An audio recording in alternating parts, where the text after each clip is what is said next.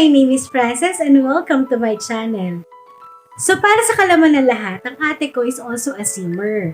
So napag-usapan namin na mag-collab kami for this vlog and gumawa siya ng shell tapos ako ang magde-decorate. Ngayon yung shell na ginawa niya, very exquisite talaga. Kung titingnan mo siya, parang ang dali-dali lang niyang gawin. Pero because of the platforms, medyo challenging din siya. So, ang rules lang namin for our collab is hindi ko pwedeng galawin yung mga windows and the exterior of the house. Tapos, ako na lang daw tumapos nung sa side, garden, and sa backyard. So, papakita ko muna sa inyo yung ginawa niya na shell. Okay? Ito yon. So, ito yung ginawa na shell ng ate ko. Ang Sims ID na is letmacgab. So, if you want to download it also and challenge yourselves, no, pwede nyo siyang i-download under her Sims ID or EA ID. Yan. So, ito yung mismong binuild niya. Download lang natin. Paste lang natin siya sa ating 30 by 30 na lot.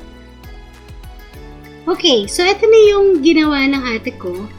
So, ito yung mismong shell. Ang dami niyang platforms na ginamit. Ayan, ito siya sa gabi. O, diba? Ang ganda ng lighting ng ate ko. Ayan. So, malaki yung house na ginawa niya. Tingnan natin sa first floor. Ayan. So, meron siyang garage. And then, ito, blank state na siya. So, pwede mo nang i-decorate siya kung anong gusto mong gawin sa kanya. Tapos, meron siyang second floor and third floor. Yan.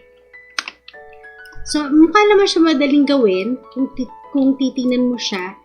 Pero, pag tinignan mo siya mabuti, ito kasi is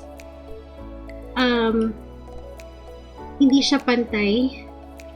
Ayan, pag pinilit natin tong wall na to, mapapansin ninyo na mas mababa itong side na to as well as this side kesa dito sa middle portion na to.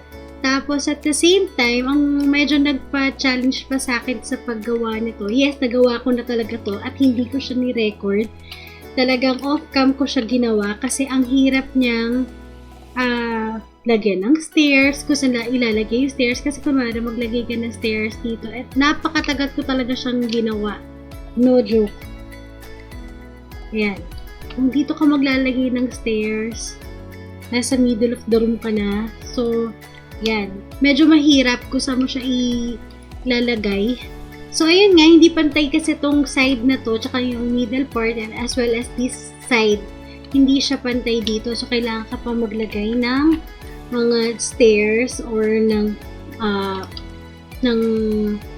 platforms din.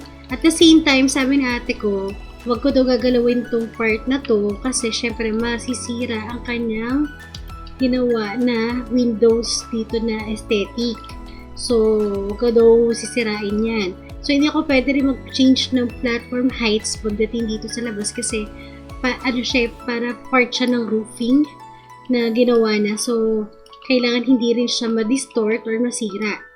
So, papakita ko na lang sa inyo yung build na ginawa ko kasi talagang ginawa ko siya offline and hindi ko talaga siya kayang gawin. Tapos, i-speed up ko na lang. Masyado siyang mahaba. So, talagang hindi ko siya ni-record para magawa ko siya na hindi ako nai-stress na dapat mabilis ko lang siyang gawin kasi nga, ang hirap niyang gawin. Mukha lang siya madali pero mahirap. Okay? So, without further much ado, ito na ang aking ginawa. Download natin. Paste natin dito yung nagawa ko na. So, from my Sims ID, na-upload ko na rin siya. Ito. Yan. Limited packs lang din yung ginamit ko. The Dream Home Decorator. And itong Jungle Adventure, actually, isang item lang naman yung ginamit dito. Ito lang, tong table na to. So, pwede nyo rin siyang palitan. Tapos, itong Tiny Living, itong My First Pet Stuff, itong Backyard Stuff, Romantic Garden, the Modern Lux Kit, the Desert Lux Kit, and itong Holiday Celebration Pack. Ito kasi mga packs na to, ito yung packs na common sa amin dalawa ng ate ko na meron din siya, except for the Jungle Adventure. So, download natin, or place na natin itong lot natin, at sa lot natin. Lagyan natin ng furnished. So, ito na yung ginawa ko. Parang same lang siya no kay ate. Syempre nga kasi talagang sinadya ko na hindi talaga magalaw yun, lalo na yung banda sa harap kasi yun yung talagang ginawa niya. Pero dito sa likod, syempre, ito yung backyard na hindi naman na talaga tinapos. So, ako na lang ang nagtapos. Ito yung pool, same pa rin doon sa ginawa niya. Tapos may lights pa rin.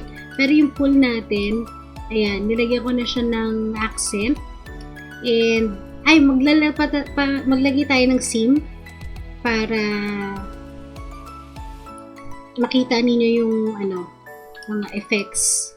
Kasi may fountain to eh. Yan. Tapos nilagyan ko rin dito ng mga tables and chairs.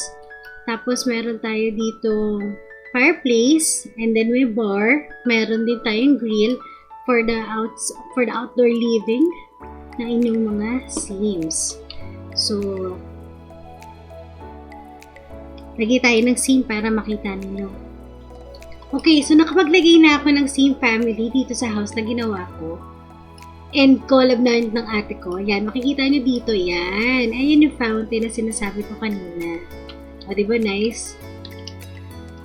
Tapos, mag-tour na tayo, okay? So, dito sa harap, ito siya.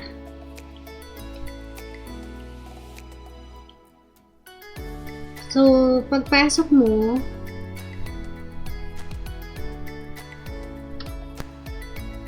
you will be greeted by this foyer na napaka-spacious. Ito siya. Tapos, ayan. Meron din ditong shelves na actually bookshelf siya. Yan. So, ganyan lang yung ating foyer. And then, dito sa left side, at dito na yung inyong living room na napakalaki din. Itong house na to napakalaki kasi talaga niya. So, ito yung bookshelves din dyan. And then, yung ating malaking sofa. Meron din tayong piano. And then, meron tayong vinyl player. Diba? Tapos, dito naman sa side na to, meron kang way papunta sa inyong pool area. Tapos, nandito rin yung staircase para umakyat. Okay? Pero bago tayo umakyat, punta muna tayo dun sa kitchen.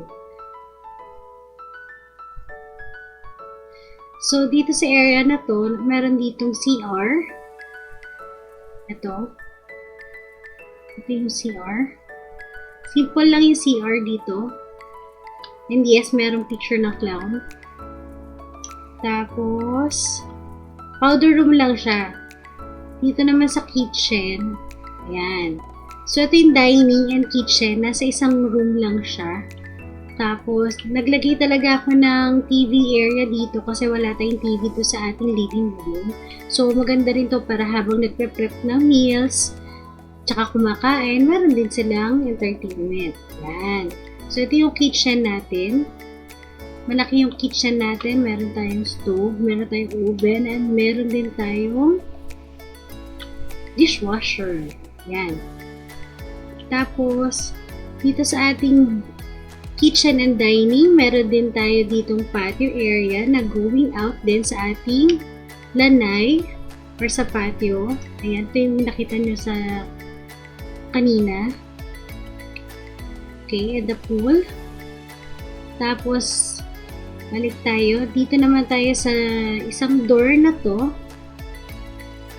So, itong door na to, it will lead you to the office. Yan. This is the office. Itong office na to, malaki siya. Meron din siyang TV area. And then, ito yung kanyang sitting area. Yan. Ngayon lang ako gumawa ng office na ganito kalaki kasi nga laki ng bahay. So, minake-use ko na yung space. Tapos, maganda pa yung view niya. Meron siyang windows over there. Yan. Okay. Tapos, akit naman tayo.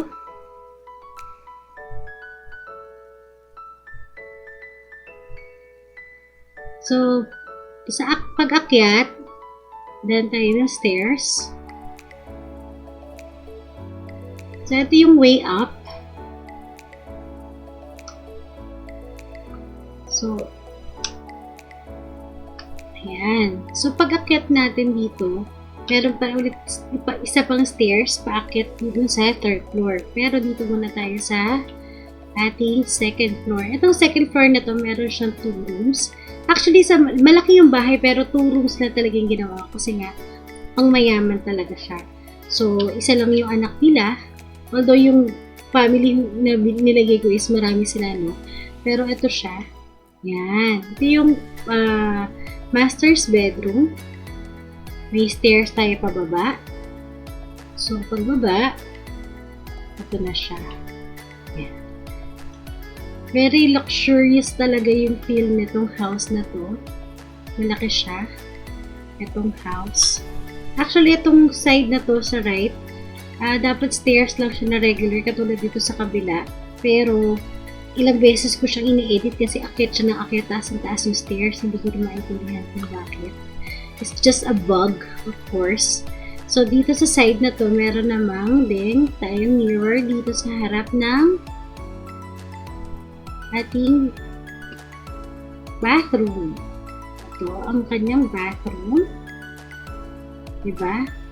Napaka-sosyal. And then, syempre, hindi mawawala ang kanyang walk-in closet. Yan. Yan yung walk-in closet niya. Ang laki-laki. Ang daming damit na pwedeng ilagay. And then,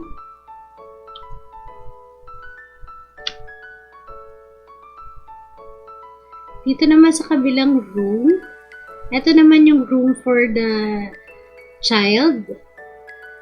Ayan. Tadan!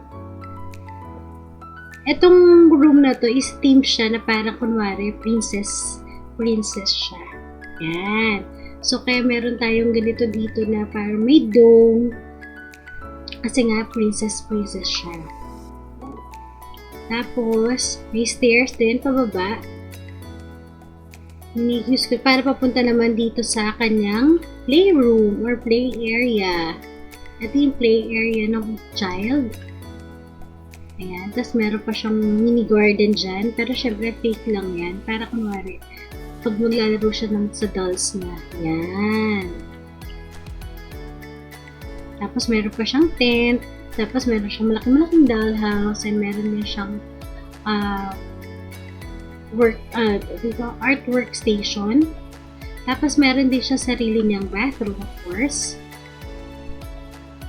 So, ito lang yung bathroom niya. Simple lang. May bathtub, may toilet, and of course, may sink and mirror. Yan. Tapos, sakit naman tayo sa third floor. So, ito yung third floor.